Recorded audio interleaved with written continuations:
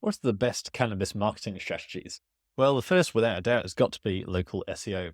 Loads of surveys have shown many people still actually really like going to their local dispensary to try out their favorite strains and commit to buying that way. So it's still a very sensory experience. Yes, online is massive, but the fact is bricks and mortar locations definitely have an advantage, and they have a marketing advantage as well. Because just for one example, we've got Illinois dispensary, 22,000 searches per month. If I just put in dispensary into AHREFs to try and find some local ideas, we've got Las Vegas dispensary and dispensary Las Vegas, 19,000 and 18,000 searches between them, giving an overall traffic potential of 50,000. NJ dispensary, 53,000. Colorado dispensary, 22,000. So it goes on and on. Now, a lot of these aren't actually that competitive. So if we go through, we've got domain ratings of 39, 29, 31, 30, and 2. Domain rating is basically how powerful website is based on how many other websites are linking to it. It's the biggest barrier to entry for a lot of websites, and that's exactly why I have a link building agency focusing on getting the domain rating up whilst providing ROI by building high quality backlinks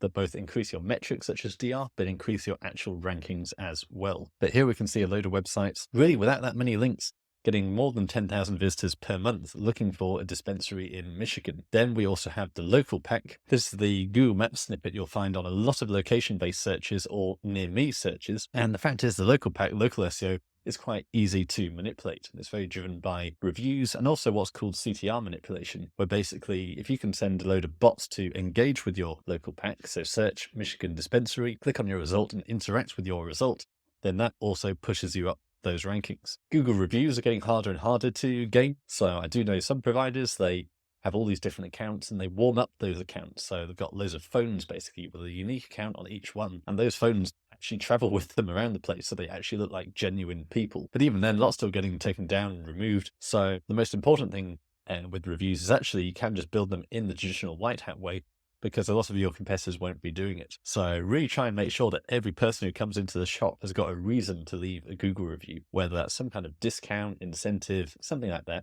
Make it really easy for them. Use the QR code. Now, it used to be that Google reviews really rewarded reviews that included the actual keyword in them, but that's now over-optimized. I've heard from many top SEOs who specialize in this kind of work that doesn't work so well anymore. You really want more natural looking reviews, so they can use more longer tail search terms, but don't just repeat Michigan dispensary. I was looking for Michigan dispensary and I found this Michigan dispensary, and make it look much more natural. So you probably don't even need to prompt them. Just say, please leave us a review and we will give you X. So that's two kinds of local SEO you can actually do for cannabis there. One is just ranking organically for all these different locations, such as Michigan dispensary. And the next is the local pack, the Google business profile, where if you have access to a bricks and mortar location in that place, make sure you get that verified, start collecting reviews, and you can potentially then get 2 listings on the same search result. So we can see Kalamazoo is up here in the organic results, but they are also here in the Google Maps listing. So traffic potential of 92,000 searches per month, and Kalamazoo is appearing twice within the top 4 results. The local terms are just one thing. You can also dig down. If we find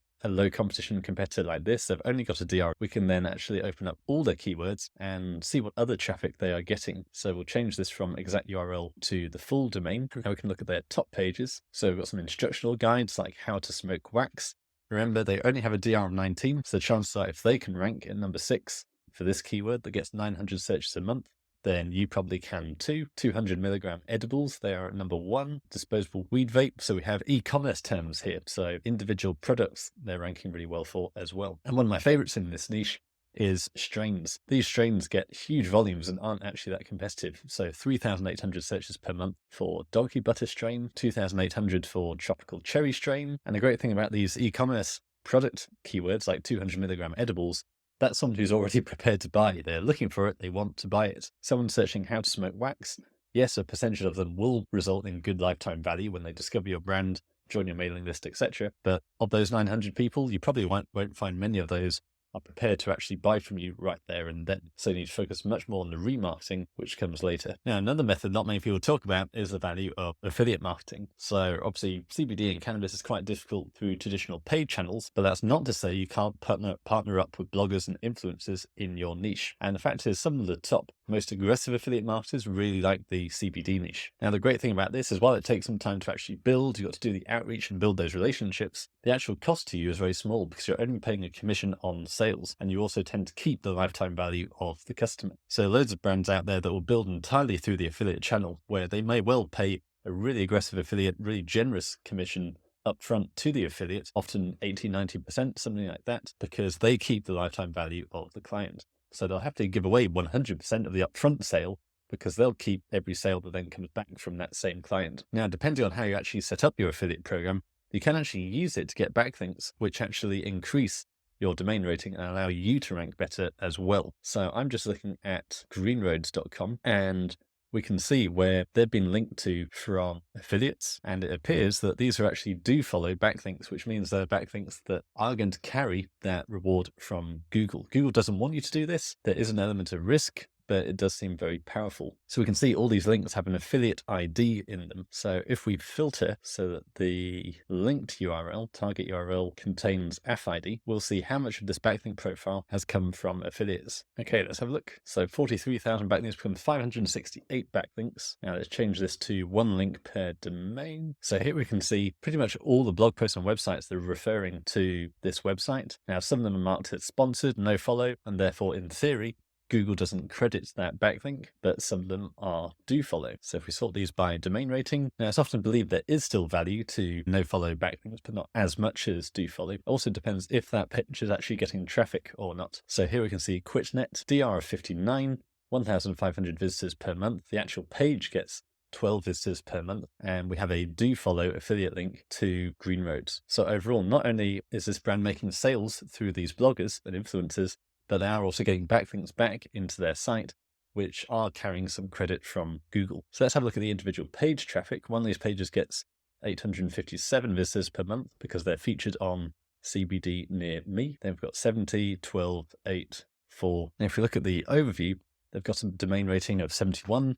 That's obviously through a combination of a lot of aggressive link building, but it seems like some of that will have also come from these affiliates. So if you are just starting out and you've got more of a national brand, then, and the local SEO option isn't available to you, then I do recommend setting up an affiliate program, because hopefully you might make some sales, but at very least, you'll probably find some of those bloggers won't no follow their links to you if you use the right tracking system, which therefore means you can get the credit that link.